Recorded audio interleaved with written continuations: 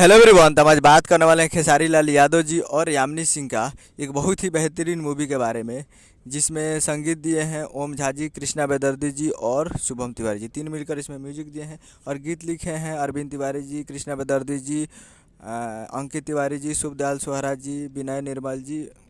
ये छः मिलकर इसमें गीत लिखे हैं, जो कि आपको स्क्रीन के ऊपर दिखाई दे रहा है। जिस मूवी का नाम है प्यार के बंधन। जी हाँ, जिसका टाइटल है प्यार के बंधन।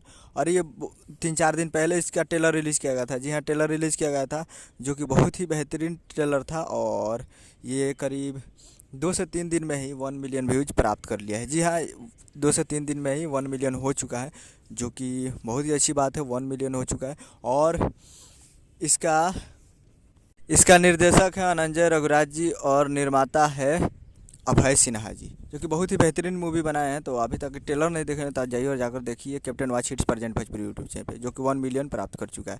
यही अपडेट था। उम्मीद करूँ कि वीडियो अच्छा लगा तो चैनल को सब्सक्राइब लगा, किसी का चाहिए ले लिया तो लेटेस्ट मिलाता है। मिलते हैं अगले वीडियो में, तब तक के लिए जय हिंद, जय भोजपुरी।